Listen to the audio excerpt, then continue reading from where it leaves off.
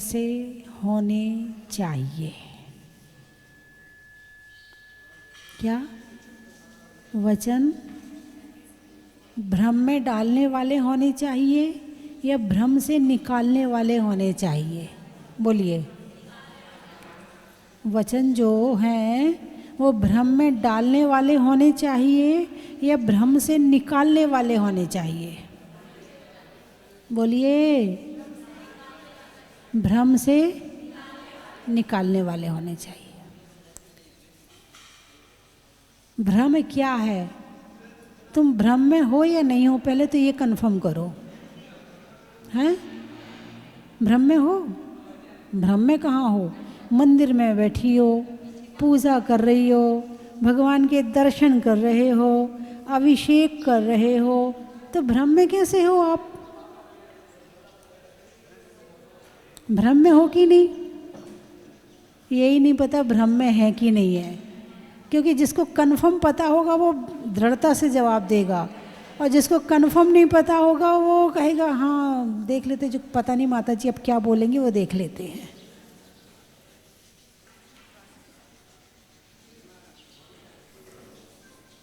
तो भ्रम में पड़े हुए ही हो कि नहीं, पहले तो अपनी सिचुएशन देखो, अपनी स्थिति देखो कि हम कहाँ हैं। जब तक हम अपनी स्थिति नहीं देखेंगे तब तक हमें पता नहीं होगा कि हमें जाना कहाँ है, हमें मंजिल का ही नहीं पता होगा। तो हम भ्रम में हैं या नहीं है, पहले तो ये कंफर्म करो, हाँ या ना।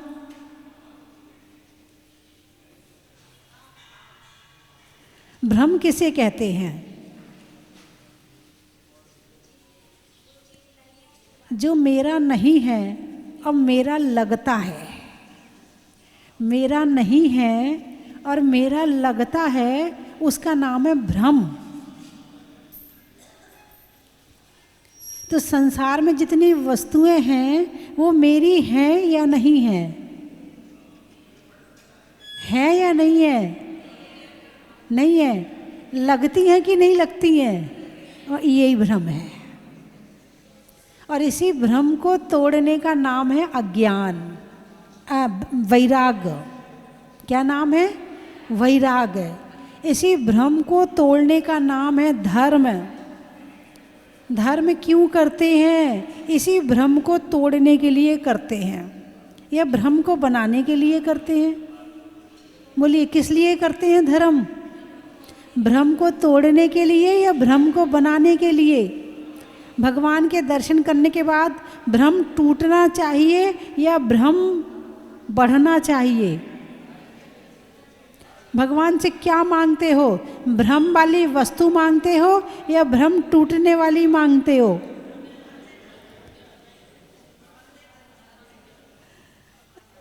अब आप देख लो, मैं नहीं कह रही हूँ। हैं? शास्त्र पढ़ते हैं, समय सार भ्रम को टूटने के बाद की सबसे उच्च स्थिति का ग्रंथ है। भ्रम टूटने के बाद की स्थिति का प्रैक्टिकल करने का ग्रंथ है। कौन सा शास्त्र? समय सार। मुंह से तो कह देते हैं अरे कोई किसी का नहीं है, सब झूठा है, और 2 मिनट बाद फिर वही सब अच्छा लगने लगता है। जब लड़ाई झगड़े होते हैं पति पत्नी में तो क्या कहते हो? सब बेकार है, कितना कर लो इनके घर वालों के लिए, इनके लिए, सब बेकार, सब झूठे। इससे अच्छा तो था कि हम माता जी बन जाते।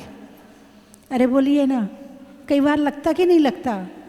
झगड़ा होता तब लगता नहीं लगता है ना? फिर झगड़ा होने के बाद लड़ाई हुई, फिर थोड़ी देर बाद दोनों फिर हंसने बोलने लगे, फिर अबे कौन जाएगा माता, हम नहीं बन सकते माता जी, हमसे नहीं बना जाएगा। जब किसी शमशान घाट में जाते हो तो वहाँ जाकर क्या लगता? ओहो हो, सब झूठा है संसार, एक दिन यहीं आना है, एक दिन मुझे भी यहीं आके जलना है। और जैसे ही घर पहुँचे और स्नान किया, वैराग्य धुल जाता है। इसको कहता है शमशानी वैराग्य। कौन सा वैराग? शमशानी वैराग। थोड़ी देर के लिए आता है और वापस आके फिर उसी मोह में फंस जाते हैं, उसी भ्रम में। और भ्रम इतना गहरा, इतना मोटा है कि इसको बड़ा मुश्किल है निकालना। जैसे एक चश्मा है, चश्मा लगा के देखो, हरे रंग का चश्मा है तो ये सारी चीज़ कौन से रंग की दिखेंगी? हरे रंग की दिखेंगी। नीला चश्मा लगाओ तो नीले रंग की दिखेंगी, और बिना चश्मा के देखे तो जैसी है वैसी दिखेगी। ऐसे ही मोह का चश्मा लगा है तो ये सब मेरा मेरा लगता है। ये ज़मीन मेरी, ये मकान मेरा, ये घर मेरा, ये पैसा मेरा, ये पत्नी मेरी, ये बच्चे मेरे, ये माँ मेरी, ये मेरी, ये मेरी, ये। अब मोह का चश्मा उतारो और फिर देखो इस संसार को, तो पता चल जाएगा कि कौन क्या है। जब तक ये मोह का चश्मा लगा है तब तक तुम्हें सत्य नजर आने वाला नहीं है। सत्य को देखने के लिए मोह को हटाना बहुत जरूरी है। अभी वो देखते हो जो मोह दिखा रहा है। अभी क्या देख रहे हो? मोह दिखा रहा है, तुम नहीं देख रहे हो। अभी तो मोह का चश्मा लगा हुआ है। ये शरीर मेरा, ये पत्नी मेरी, ये कर लो, ये खा लो, ये पी लो, ये देख लो, ये सुन लो, ये सो जाओ, ये कर लो, अभी यही सब दिख रहा है। और जब मोह का चश्मा उतरेगा उस दिन लगेगा ओ हो कहाँ भ्रम में पड़े थे। और ये मोह का चश्मा उतरता है तब जब अंतिम समय आता है, सब छूट जाएंगे, अब सबको छोड़ के जाना है। और अंतिम समय भी मोह हट जाए ये भी बहुत बड़ी बात है, वरना अंतिम समय में भी उसका मुंह दिखा दे, उसको बुला दे, जरा हलवा और बना दे, जरा पकौड़ी और खिला दे, अंतिम समय में भी ये मोह टूट जाए ये बहुत बड़ी बात है। जब ये मोह बचपन में टूट जाता है तो बचपन में दीक्षा हो जाती है, जवानी में टूटता है तो जवानी में दीक्षा हो जाती है, बुढ़ापे में टूटता है तो बुढ़ापे में दीक्षा हो जाती है, और ना टूटे तो ये घर गृहस्थी ही अच्छी लगती है। 3 मित्र थे, 3 जने मुनिराज के प्रवचन सुन रहे थे। तीनों उठे, एक बच्चा था, एक युवा था और एक वृद्ध था। तीनों को वैराग आया। बोले भाई जब दीक्षा लो, तो बच्चे ने कहा जब दीक्षा लेने चलो तो मुझे बता देना, मैं भी चलूँगा, मैं भी दीक्षा लूँगा। तो जो बूढ़ा था वो घर गया, संपत्ति बांटी, सबको व्यवस्थित किया, घर से निकला दीक्षा लेने के लिए। फिर वो जो युवा था वो दुकान में बैठा था, दुकान चला रहा था। उसने कहा चल भाई दीक्षा लेने के लिए। हाँ चल, जरा अंदर पत्नी से कह दूं फिर चलता हूँ। अंदर गया, पत्नी से कहा मैं दीक्षा लेने जा रहा हूँ, और निकल गया। आगे गए तो वो बच्चा खेल रहा था, जिसे वैराग आया था वो बच्चा खेल रहा था। तो दोनों ने कहा भाई चल दीक्षा लेने के लिए। बोले चल। बोले घर में तो कह दे। अरे किसको कहना, दीक्षा मुझे लेनी है। क्या दीक्षा मुझे लेनी है? एक वृद्ध को घर छोड़ने में कितना टाइम लगा, एक युवा को घर छोड़ने में कितना टाइम लगा, और एक बच्चे को घर छोड़ने में कितना टाइम लगा। युवा का मोह ज़्यादा था तो उसे समय ज़्यादा लगा। वृद्ध का, युवा का उससे कम था तो उससे कम समय लगा, और बच्चे को समय नहीं लगा, निकल गया, चला गया।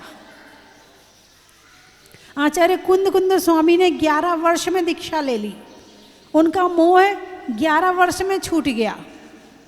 आचार्य जिनसेन स्वामी ने 8 वर्ष में दीक्षा ले ली, उनका 8 वर्ष में छूट गया। भगवान महावीर ने 30 वर्ष में दीक्षा ली। जिसका जब छूट जाए मोह उसी समय दीक्षा हो जाती है। और यदि दीक्षा लेने के भाव नहीं है इसका मतलब मोह कम नहीं हो रहा है।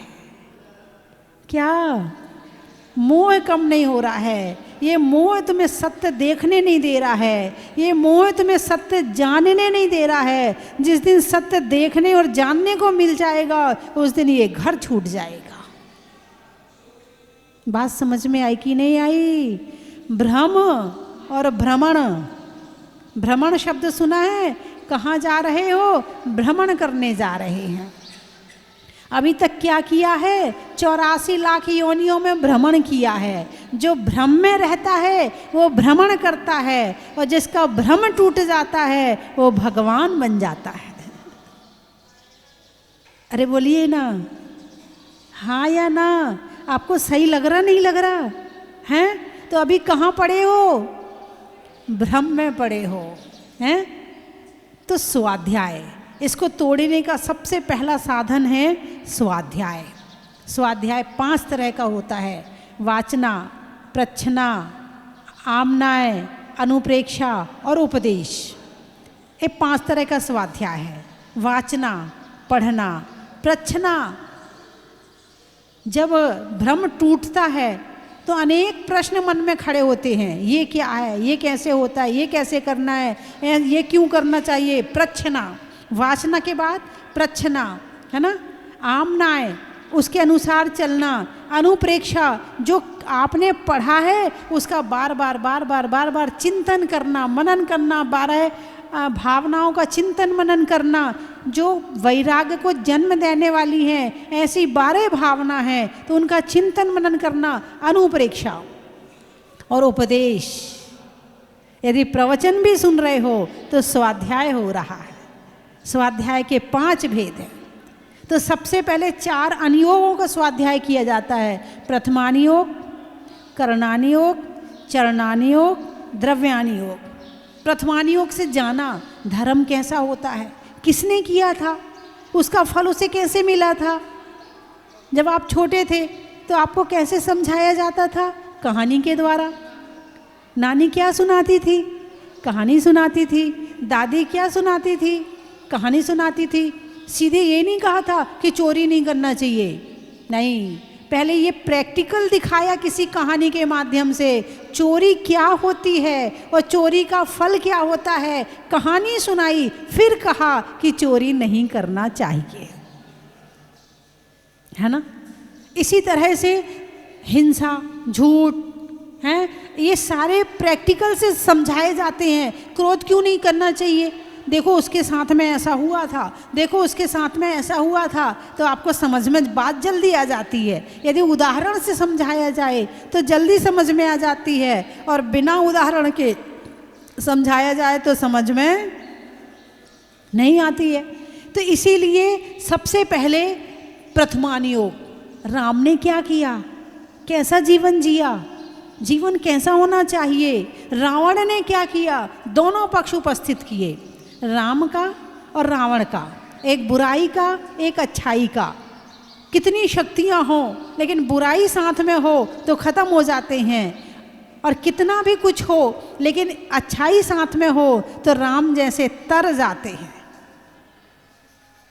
सास के साथ कैसा व्यवहार करना चाहिए, अंजना सती का उदाहरण प्रस्तुत किया। पति के साथ कैसे निभाना चाहिए, सीता का उदाहरण प्रस्तुत किया। पति का साथ कैसे निभाना चाहिए, मैना सुंदरी का उदाहरण प्रस्तुत किया। तो पहले प्रैक्टिकल से सिखाते हैं, जिन्होंने अपना ऐसा जीवन जिया है उन महापुरुषों के माध्यम से, सतियों के माध्यम से समझाया, समझ में आया, फिर आगे बढ़ते हैं। अब आओ करणानुयोग में, कर्म व्यवस्था समझाई, 3 लोग की व्यवस्था समझाई कि कर्म क्या है, कितने होते हैं, कौन सा कर्म क्या करता है, पूरा कर्म कांड बताया, जीव कांड समझाया। तो करणानुयोग के माध्यम से अब समझ में आ गया कर्म क्या होता है। पहले तो मन लगाया कहानियों के माध्यम से, फिर पहुंचाया करणानुयोग में, फिर कहा अब करणानुयोग समझ में आया, अब आपको लगा कि गुणस्थान क्या होता है, गुणस्थान कैसे चढ़ा जाता है, तो चरणानुयोग। अपना आचरण सुधारो, अपने भाव सुधारो, तो चरणानुयोग बता दिया। अब प्रैक्टिकल में आ जाओ। अभी तक थ्योरिकल था, क्या अभी तक थ्योरिकल, जैसे बच्चे हैं पहले पढ़ाई करते हैं, फिर प्रैक्टिकल करते हैं, सीधे प्रैक्टिकल लैब में नहीं भेज दिया जाता है। अरे बोलिए ना, हैं, सीधे लैब में खड़ा नहीं कर दिया जाता, पहले पढ़ाया जाता है, पढ़ाने के बाद फिर प्रैक्टिकल करवाया जाता है ना। तो इसी तरह से पहले प्रथमानी योग कर्णानी योग में पढ़ाया, फिर चरणानी योग में प्रैक्टिकल कराया कि अब करो, अपना आचरण सुधारो।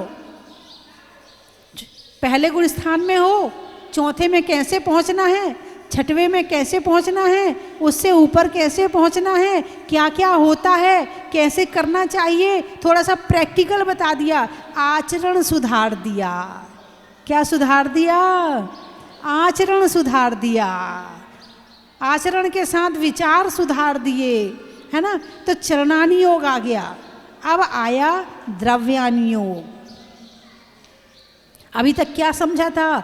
सम्यक दर्शन, सम्यक ज्ञान, सम्यक चारित्र को समझा, है ना। आचरण कैसे, व्रत कैसे, संयम कैसे, नियम पालन कैसे करें, कैसे बुराइयों से बचें, कैसे क्या करें, अभी तक इसमें चल रहे थे। अब आ जाओ द्रव्यानी योग में। किसमें? समय सार में। किसमें? समय सार में। अब और प्रैक्टिकल आ गया। बैठ जाओ ध्यान में। क्या करना है? क्या करना है? अब इष्टोपदेश आदि भी द्रव्यानी योग के ग्रंथ हैं। इष्टोपदेश में भी बड़ी अच्छी अच्छी गाथाएं आती हैं, है ना। और समय सार तो ध्यान का ग्रंथ है ही। शुरुआत में बता दिया अभी तक क्या किया है। सुत परिचिदान भूदा सवस्वी काम भोग बंद कहा, एयत सुवलंबो नवरीण सुलभो बिहत्त से। श्रुत में आई है, परिचय में आई है, अनुभव में आई काम भोग बंद की कथा। अब एकत्व और विभक्ति की कथा ना सुनने में आई, ना परिचय में आई, ना अनुभव में आई। तो क्या करना? अब लाओ अनुभव में। मैं एक हूँ, मैं अकेला हूँ। एको हम निर्मल शुद्धो ज्ञानी योगेंद्र गोचरा। मैं एक हूँ, निर्मल हूँ, शुद्ध हूँ। आ जाओ, बैठ जाओ इसमें। छिद्द दुबा भिद्द दुबा।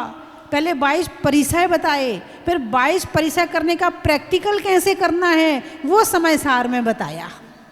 समय सार सबसे आखिरी का ग्रंथ है, सबसे पहले पढ़ने वाला ग्रंथ नहीं है। समय सार पहले पढ़ लिया तो चरणानी योग छूट जाएगा, कर्णानी योग छूट जाएगा, प्रथमानी योग छूट जाएगा। पहले बच्चे को सीधे ये नहीं कहा जाता चोरी मत कर, आत्मा का ध्यान लगा ले, नहीं लगा पाएगा।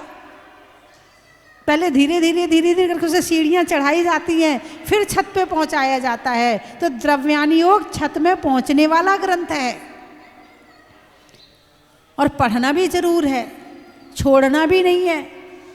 और सीधा केवल जिसमें भाव को सुधारने की बात है वो समय सार है, जिसमें आचरण को सुधारने की बात है वो चरणानी योग है। मूलाचार है, श्रावकाचार है, रत्नकरण श्रावकाचार है। जो आचरण नहीं सुधार पाया वो भाव क्या सुधारेगा?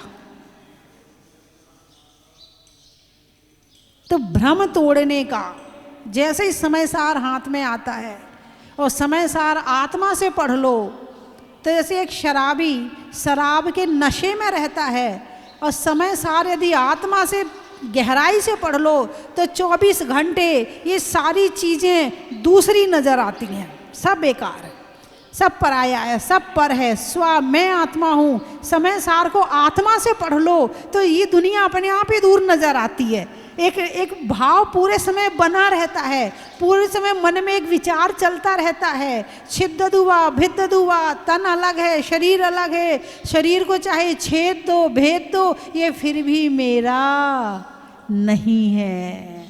ये छिद जाए, भिद जाए, कुछ कर लो इस शरीर का, शरीर मेरा नहीं है। और इस स्थिति तक पहुंचने के लिए, इस प्रैक्टिकल में पहुंचने के लिए चरणानी योग बहुत जरूरी है। क्या जरूरी है? ये प्रैक्टिकल का ग्रंथ है। एक बार की बात है कि एक जंगल में गुरु और शिष्य बैठे थे। गुरुजी ध्यान में थे। एक शेर आया, शिष्य के तो हाथ पांव फूल गए। गुरुजी ध्यान में बैठे हैं, शेर चला गया। दूसरे दिन मच्छर काट रहे थे। गुरुजी बोले आज मच्छर बहुत है।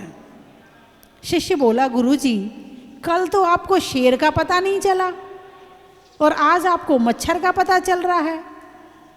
तो गुरुजी बोले, कल मैं अपनी आत्मा के साथ में था और आज मैं तेरे साथ में हूँ। जब ये मन बाहर की तरफ रहता है तो बाहर की वस्तुओं से जुड़ता है, और जब ये मन आत्मा से जुड़ता है, ध्यान में जाता है, तो बाहर की वस्तुओं का पता भी नहीं चलता। वो ग्रंथ है समय सार। कौन सा ग्रंथ है? समय सार। आत्मा में अंदर ले जाने वाला ग्रंथ है। और जो आत्मा में अंदर चला गया उसे बाहर की वस्तुओं का पता भी नहीं चलेगा। छोड़ना कब पड़ता है? जब आप उससे अटैच हो। जब आप उससे अटैच हो तभी तो छोड़ना पड़ेगा। जब आप उससे अटैच हो ही नहीं तो सोने का पहाड़ भी खड़ा हो तो कोई दिक्कत नहीं है। अटैच बस ये मन अटैच कहाँ हो रहा है? मैंने बताया था, ये मन रूपी दरवाज़ा दो तरफ खुलता है।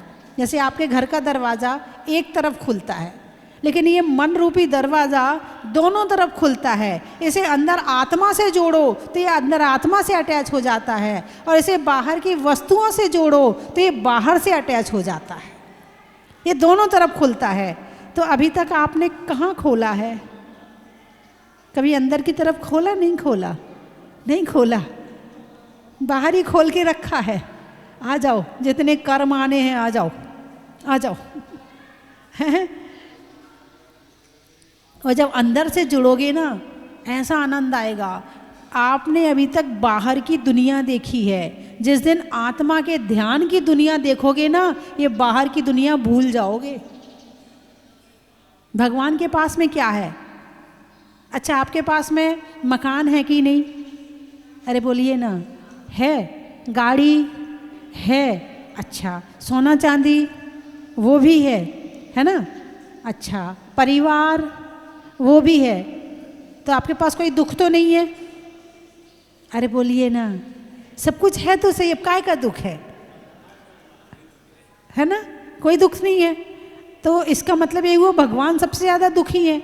उनके पास ना घर है, ना मकान है, ना दुकान है, ना पैसा है, ना सोना है, ना चांदी है, ना परिवार है, कुछ नहीं है। तो भगवान तो दुखी है ना?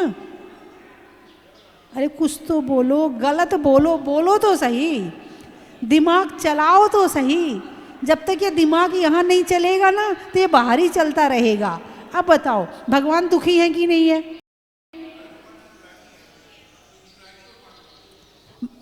प्रश्न का उत्तर दो, भगवान दुखी है कि नहीं है?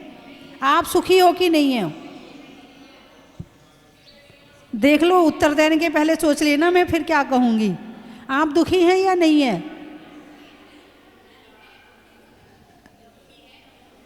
अच्छा, महाराज जी दुखी हैं कि सुखी हैं? उनके पास तो पर ना परिवार है, ना सोना, ना चांदी, ना कपड़ा, कुछ भी नहीं है। तो महाराज जी दुखी हैं कि सुखी हैं? तो फिर आप क्यों दुख में पड़े? आ जाओ।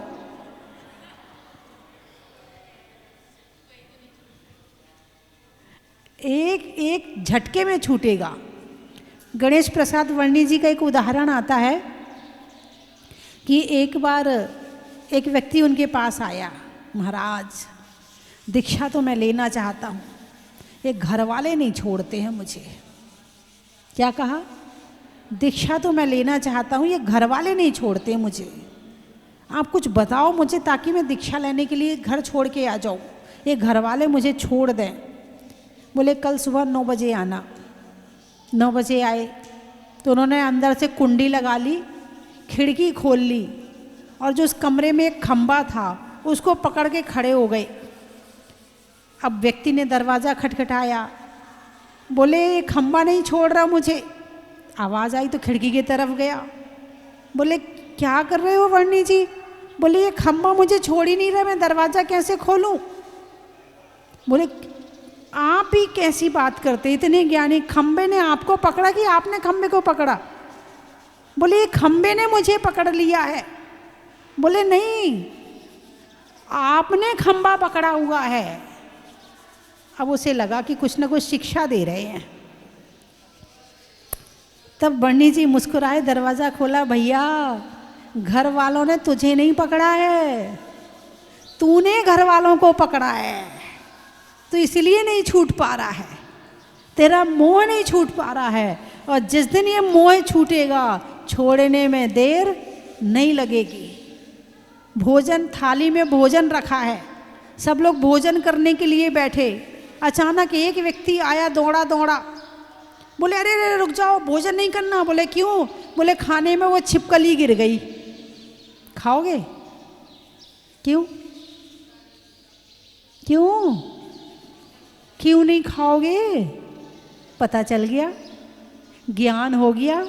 क्या ज्ञान हो गया? इसमें जहर हो सकता है, जहर है तो हम मर जाएंगे। ज्ञान हो गया ना, ज्ञान होने के बाद छूट गया ना। अब ज्ञान हो गया कि नहीं हो गया कि ये संसार अलग है, मैं अलग हूँ? ज्ञान हुआ कि नहीं हुआ? अब क्यों नहीं छूट रहा? उसके बाद भी जहर पिए जा रहे, भ्रम में हैं, इसलिए भ्रमण है। और जिस दिन भ्रम छूट जाएगा उस दिन भ्रमण छूट जाएगा। भ्रम रोग हर जिनके वचन, वचन कैसे होने चाहिए? भ्रम में डालने वाले या भ्रम से निकालने वाले? बोलिए ना, निकालने वाले। अच्छा, यदि आपका बेटा प्यार से बात ना करे आपसे, ओ मेरी माँ हैं, तू तो बहुत अच्छी है, तू तो ऐसी है, अच्छे से बात ना करे आपसे, आपसे चिल्ला चिल्ला के बात करे, तो आप दुखी होगे कि सुखी होगे? तुम्हारा भ्रम टूट रहा है, दुखी क्यों हो रहे हो? पहले भी पता था कि ये तो लगता है मेरा बेटा है ही नहीं है, मेरा दुश्मन है, दुश्मन ये तो मेरे से बदला लेने के लिए आया है, ऐसा लगता है। ऐसे ही सोचते हो ना, ऐसा लगता है मेरे से बदला लेने के लिए आया है, मेरे पिछले जन्म का दुश्मन है ये तो, है ना? मेरा बेटा नहीं है। भ्रम टूटा कि नहीं टूटा? अरे बोलिए ना। तो जिसने तुम्हारा भ्रम तोड़ा वो अच्छा है कि बुरा है? बोलिए, जिसने तुम्हारा भ्रम तोड़ा तुम उसकी तारीफ कर रही हो कि बुराई कर रही हो? उसकी तारीफ करनी चाहिए कि बुराई करनी चाहिए? यदि तुम्हारी बहू तुमसे अच्छे से बात ना करे, तुम्हारे को गुस्सा करे और बुरा बोले, तो तुम्हारा भ्रम टूटा, ये बहू तो मेरी है ही नहीं है। तो भ्रम टूटा कि नहीं टूटा? तो बहू अच्छी है कि खराब है? भ्रम तोड़ने वाला अच्छा है कि खराब है? अब मैं क्या तोड़ रही हूँ आपका? भ्रम तोड़ रही हूँ ना, तो मैं अच्छी हूँ कि खराब है? हम बताओ, बहू अच्छी है कि खराब है? और तुम क्या करते हो उसकी? बहुत मुश्किल है। इस संसार को समझो, जानो, पहचानो। जब तक नहीं जानोगे ना, तब तक मानने में क्वालिटी नहीं आएगी। मानने में क्वालिटी तब आएगी जब अच्छी तरह से जान लोगे। जानने के बाद ही श्रद्धा में दृढ़ता आती है, और जब श्रद्धा में दृढ़ता आती है तो सम्यक दर्शन होता है। हम कह रहे कि अभी तुम पूर्ण रूप से घर त्याग नहीं कर पा रहे हो, मगर ज्ञान और दृढ़ता तो कर ही सकते हो। निश्चय और व्यवहार, व्यवहार में रहो लेकिन विचारों में निश्चय रखो। क्या तुम्हारे घर में, मान लो तुम जयपुर में या दिल्ली में रहते हो, तो घर में तुम्हारा बेटा भी रहता है और तुम्हारी नंद का बेटा भी रहता है, पढ़ने के लिए आया है, तो दोनों के प्रति समान भाव रहेंगे क्या? नहीं। लेकिन खाना दोनों को एक सा खिला रहे हो, पानी दोनों को एक सा पिला रहे हो, नाश्ता दोनों को एक सा दे रहे हो। सब कुछ करने के बाद विचारों में तो बात है ना, ये नंद का लड़का है और ये मेरा बेटा है। ऐसा हो सकता कि नहीं हो सकता कि सारे काम करते हुए विचारों में बना रहता है, ये तो कुछ दिन के लिए आया है, चला जाएगा। ऐसा हो सकता कि नहीं हो सकता? अरे बोलिए ना, हैं भाई, यही तो करना है जो तुम अपने बेटे और नंद के बेटे के साथ में करते हो, यही तो करना है। रहना उसी घर में है, खाना वही खाना है, कपड़े वही पहनने हैं, सब कुछ वही करना है, बस अंदर में श्रद्धा ये बनानी है, ये आत्मा अकेली थी, अकेली है, अकेली रहेगी। इस घर में कोई भी मेरा नहीं है। जब बोलोगे तो ये मेरा बेटा है, बोलने में आएगा, ये मेरे पति हैं, ये मेरी माँ है, ये मेरी बहन है, बोलने में सब कुछ वही आएगा, लेकिन श्रद्धा में रहेगा कोई भी मेरा नहीं है। बात समझ में आई कि नहीं आई? घर में रह के क्या जगाना है? अभी श्रद्धा जगानी है। जब श्रद्धा मजबूत हो जाएगी ना, तो जितनी तरफ से टेंशन आ रही है ना, वो सारी टेंशन खत्म। जब कोई मेरा है ही नहीं है तो टेंशन किसकी? टेंशन कब तक है? जब तक मेरा है। और जब मेरेपन का भाव खत्म हुआ तो टेंशन खत्म। तुम टेंशन दूर करने के लिए कहाँ कहाँ जाते हो? ज्योतिषी के पास जाते हो, वकील के पास जाते हो, भगवान के पास जाते हो, गुरुओं के पास जाते हो। एक ही मंत्र है, जिसे अपना मान रहे हो, अंदर से श्रद्धा बना लो कि कोई भी मेरा नहीं है। वो ठोकर दे, उसके बाद तुम छोड़ो, उसके पहले तुम छोड़ दो, क्योंकि ठोकर देने के बाद तो छोड़ना पड़ेगा। जो चाबी तुम कमर में लटकाए घूमते हो, ये सदा कमर में नहीं लटकी रहेगी, हैं? पहले चाबी कहाँ थी? तुम्हारी सास के पास थी। उसके पहले चाबी कहाँ थी? उसके सास के पास थी। उसके पहले चाबी कहाँ थी? उसके सास के पास थी। ये चाबी की कमर बदल रही है। और वो चाबी जिसके पास होती वही कहता मेरी चाबी, मेरी तिजोरी, मेरा धन। वो धन किसी के साथ ही नहीं गया। पुरानी दुकान, पहले पिताजी दादाजी बैठ रहे थे, फिर वो चले गए, फिर पिताजी बैठ रहे थे, फिर वो चले गए, फिर बेटा बैठ रहा है, फिर उसका बेटा बैठ रहा है। और जो बैठता है वही कहता मेरी दुकान, जो बैठता है वही कहता है मेरी दुकान। और दुकान किसी के साथ गई नहीं, बैठने वाले जाते रहे। बात समझ में आई कि नहीं आई? तो श्रद्धा यही बनानी है। काम सारे करो, काम करने के दिन भोजन भी बनाओ, भोजन भी कराओ, प्रेम से कराओ, अच्छे से कराओ, लेकिन स्वाध्याय करो, ध्यान करो, और हमेशा विचार में रखो क्या? विचारों में समय सार, आचरण में चरणानी योग, श्राव का चार, आचरण में श्राव का चार, विचारों में समय सार, और बच्चों को सुनाने के लिए प्रथमानी योग।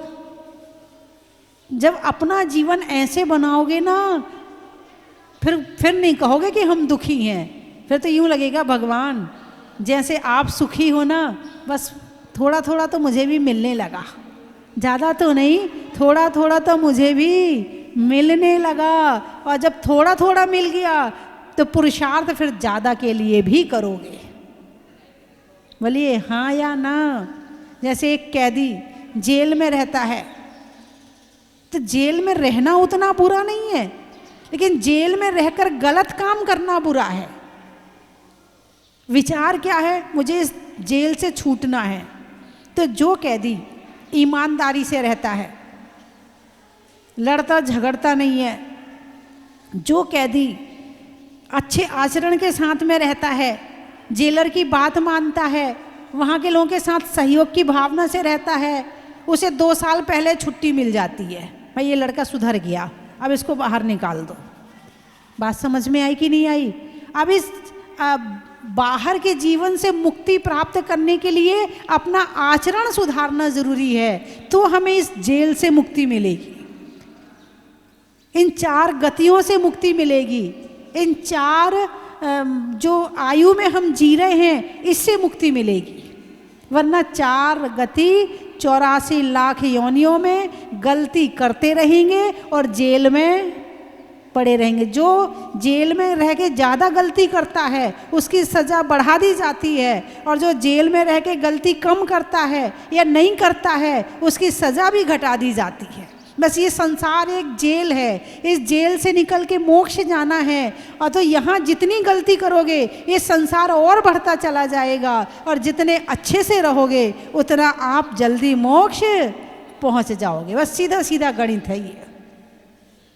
तो विचारों में समय सार, आचरण में श्राव काचार, वाणी में प्रथमानी योग, करणानी योग, ताकि ये जीवन तुम्हारा भी अच्छा बने और तुम्हारे साथ जो लोग जी रहे हैं उनका जीवन भी अच्छा बने।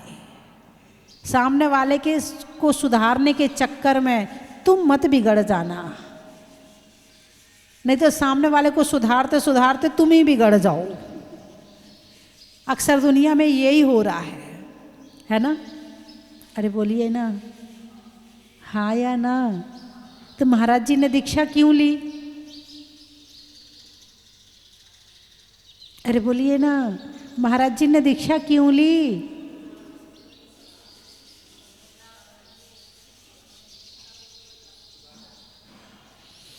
क्या सुधारने के लिए? जीवन सुधारने के लिए। तो जीवन ऐसे सुधरता है क्या? जब तक पर से जुड़े रहोगे, मोह से जुड़े रहोगे तो भ्रम नहीं टूटेगा। भ्रम टूटा तो दीक्षा हो जाती है। तो सारी साधना जो है ना, पूरी धर्म की साधना, पूरी धर्म की साधना केवल मोह को छोड़ने के लिए होती है। कपड़े क्यों छोड़े? मोह छूट गया। परिवार क्यों छोड़ा? मोह छूट गया। धन पैसा क्यों छूटा?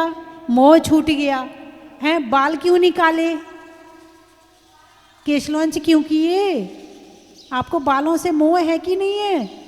आईना में देख के क्या करते हो? सो के उठ के सबसे पहले क्या देखते हो? बालों को देखते हो, जरा ठीक कर लूं, बाल ठीक कर लूं। इतना मोह है। इसको शैम्पू लगाओ, साबुन लगाओ, काले करो, ये करो, तो बालों को भी उखाड़ के फेंक दिया। तो क्या छूटा? मोह छूटा। दिन भर भोजन करने से मोह बढ़ता, तो एक टाइम भोजन कर दिया, अशुद्ध भोजन का त्याग कर दिया। यानी जितनी चीज़ें छूटती जाएंगी उतना मोह छूटता जाएगा। त्याग का मतलब है मोह का छोड़ना। त्याग का मतलब है मोह का छोड़ना। और मोह जितना जितना छूटता जाएगा उतने हमारी आत्मा पे से वजन कम होता जाएगा। और जितना वजन कम होगा हमारी आत्मा उतनी हल्की होगी। और जब पूरा मोह छूट जाएगा तो मोह छूटते ही ज्ञानावरण गया, दर्शनावरण गया और अंतराय गया और केवल ज्ञान हो गया। किसके छूटते ही? सबसे पहले मोह जाएगा।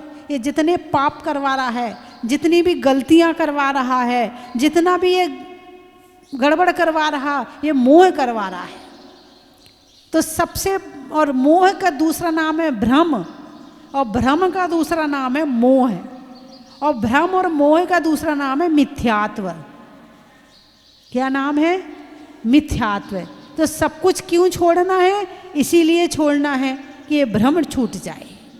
और भ्रम टूटने के बाद फिर छोड़ना नहीं पड़ेगा, छूट जाएगा। एक होता है छोड़ना और एक होता है छूटना, है ना? चलिए, समय हो गया है। और जिन्होंने इस भ्रम को तोड़ करके दीक्षा लेकर के साधना कर रहे हैं, हम उनके मुख से ही सुनेंगे कि आपका भ्रम कैसे टूटे, तो और आपको आनंद आएगा। मैं 3 चीज़ें बोलूँगी, आपको कहना बड़ा ही महत्व है। सुधरने में भाव का, मनुष्यों के प्रभाव का, मनुष्यों के प्रभाव का और धर्म के भाव का, बुराई के छूटने का, बुराई के छूटने का, अनाज में चने का और भ्रम के टूटने का। कहाँ कहाँ से आए हो? आम की बौर का, खाने में कौर का, आने वालों में इंदौर का। खंडवा, गर्मी में ठंडी हवा का, बीमार में दवा का और आने वालों में खंडवा का। बनारस, पक्षियों में सारस का, पक्षियों में सारस का, प्रभु के दर्श का और आने वालों में बनारस का। पानी में मगर का, चलने में डगर का, आने वालों में वननगर का। उज्जैन चेहरे पर नैन का, दूध की केन का और आने वालों में उज्जैन का। पानीपत लिखने में खत का, मकान की छत का और आने वालों में पानीपत का। नहीं करने में चिक चिक का, घड़ी में टिक टिक का और आने वालों में नासिक का। जींद, हाँ जींद वालों को बताते। स्वर्ग में इंद्र का, देवों में दिवेंद्र का और आने वालों में जींद का। छिंदवाड़ा जनवरी में जाड़ा का, जाड़े में काढ़ा का और आने वालों में छिंदवाड़ा का। और हो गए सारे। बोलिए 24 भगवान की।